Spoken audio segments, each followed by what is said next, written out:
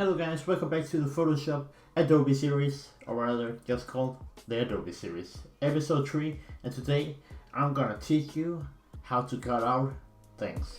Let's get right into the episode. Okay guys, so what we're gonna start off doing is I'm gonna show you the different tools you can use, and then I'm gonna show you how to use them. So the first one is lasso tool. That's one of the that's one of the well-known ones, and then there's of course the magic wand tool. This is the really well-known one. Then we have the rectangular one. We have the crop tool. I wouldn't say crop tool is like like taking out, but you can always crop an image, so it'll use it too. Well, I don't really use frame tool. I've never actually used it, so yeah. But you can place images in it, as you can see here. But that's for another time. Great, then you have the pen tool, and I'll show you later why the pen tool is actually a crop tool, okay? I know it sounds stupid, but it is, and that's probably a lot of others, but we'll start off with this. So, well, here you have the rectangular tool, and you can just make a box if you hold a left click, okay? You can make the box as big as you want. I'm just gonna do this, and I'm calling background. PG, and then if I hold shift, it's gonna make a perfect square, okay? That's how it works with anything. And also I can just take it just like this, yeah. And if I click anywhere else, boom, it's gone. But if I click Control J, right, and it'll cut out the layer here I had. Great. Actually, Control Shift Z, it doesn't work for some reason right now.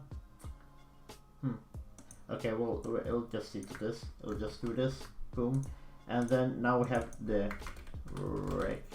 I can't remember what it's called. Let me just see here. Change it. Yeah, okay. Well, sorry. Rectangular tool.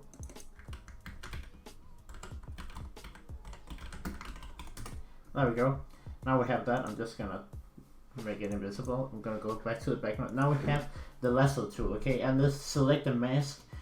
I showed you in the last video, but it'll show you what it actually is for and how you use it. Oh yeah. So what you can do with the lasso tool, just scroll in here with Alt, is basically you can just mark out the specific areas like this. Of course you have to connect it back, or else it will just make a straight line like over here.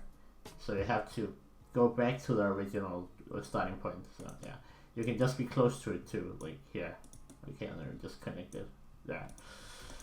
So yeah, well, like this. But I want the smooth one, so I'm gonna set up the feather to like, let's say 5 maybe. No. Do I want it to be 5? No, I want it to be 10. Let me go. Just gonna set one here. What is it? Set it to. This is the normal one. Let it go. This looks pretty nice, I'm not gonna lie. Let it go. Yeah, because you can see it you can see if I make this like over here, you can see it's really bad. It makes it like rounded, okay? It makes it rounder, and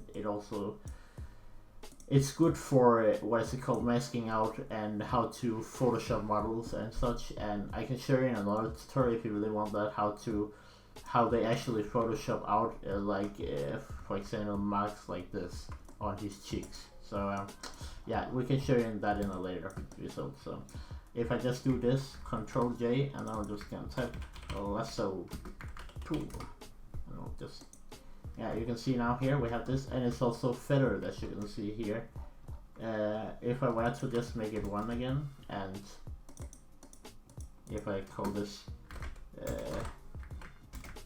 feather, that actually annoys me, sorry, there we go. If we call that feather, and I make this like S1 here, right? There we go. Sorry, I'm just click on the tabs. There you can see it doesn't have any feathers now, so yeah. Good. So now we have these layers, okay? So what we're gonna go to now is the magic wand tool. Yeah. So tolerance here is how many color samples it's gonna pick up, basically. So right now you can see, let's say I want this white shirt, okay? It has 32, it's gonna select a lot of range colors. So if you put it maybe down to 4, see, it's gonna select an area, cause this is like 4. If it's like 1, it's gonna be like basically 1 pixel because it only is like 1. And here 5, let's go up to 10, and you can see how it works. I hope you can. If you hold shift in, you select more areas. I should probably have told you guys this earlier, but if you hold shift in, you select more. You can see the little plus on the 1 tool. I don't know if you can. Yes, there's a little plus on it. And if I click alt, you're gonna see a minus. On Mac, I'm pretty sure it's just option and shift too. So yeah, so minus here, and boop, boop, boop, boop, there we go. And that works for every single tool, basically. So yeah, then we have the crop tool. Okay, and the crop tool is a tool where you can just like say, whoop, I want it to go here, I want it to go here, click here, boom, and now the image is cropped in. Bro, let me go. And now it's just, yeah, okay. I think you get it. So I'm not really gonna go into details. So well, yeah, we call it, something is also called straighten. What is it called? If you just click on it, let's say if this guy's like vertical, I can straighten him up. You can see he's like leaning a little bit now, so I want him to stay up straight. So now he's staying up straight. So that's what that's for, but I'm not gonna go into detail with that. That could maybe be for another episode. Then we have the pen tool, one of my favorite tools in the entire universe. I use it a ton in Illustrator. Okay. So what we're gonna do, you can see he has a little green outline here. I don't really like that, but we can just fix it. We can go around him here. Okay. And give me a second here. And it'll also show you a really smart trick to cut out things too, because it'll give you a little bonus. You came here to get some tips and tricks, not just learn about one thing. So, and also for the viewers who actually was too at this point. And I can see that something annoys me, so I just click L and I just click so it deselects any area. Good. So now I'm gonna go back, click P for pencil. I'm gonna right click, great.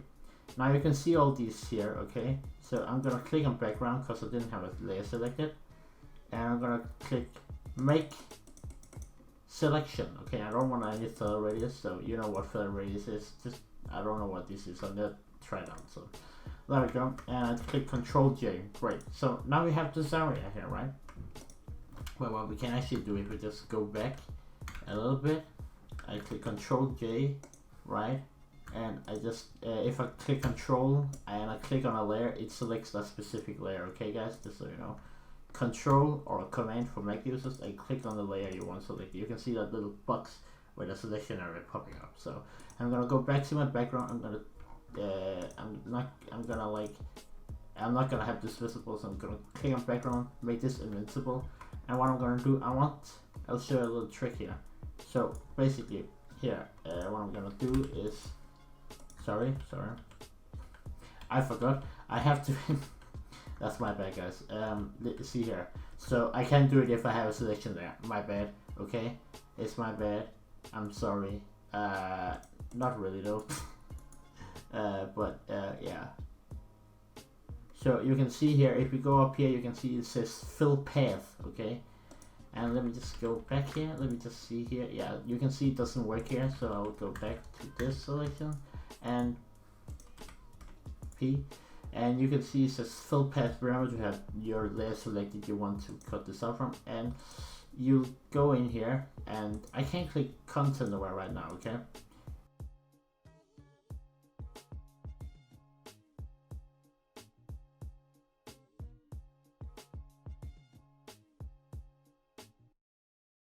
To show you what you all been waiting for, select and mask. This is the best thing we have in Photoshop. No joke, no lie. So I'm gonna click select subject. Remember to have this button over here selected, and you can see we selected him. Okay.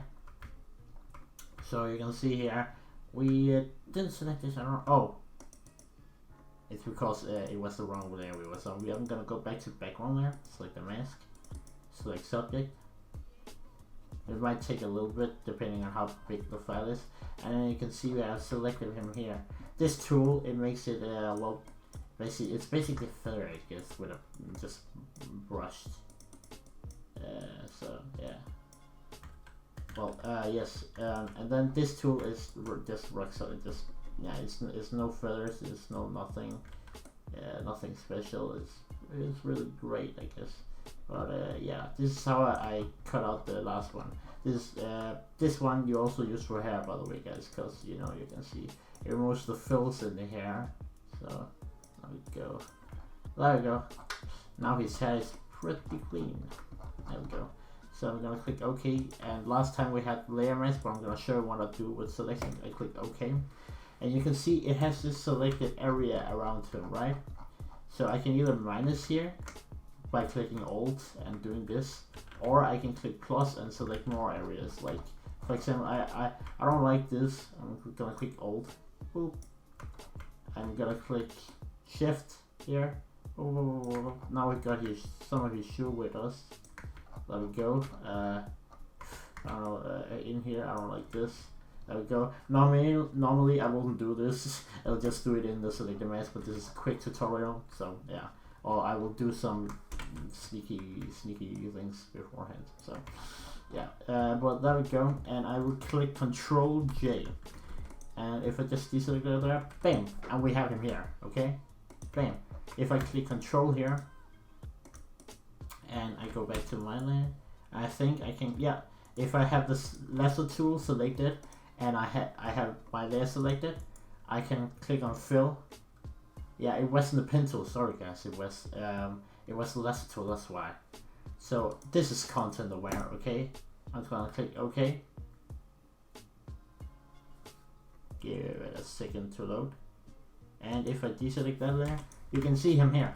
He blended kinda in-ish with the background. I can always just do this.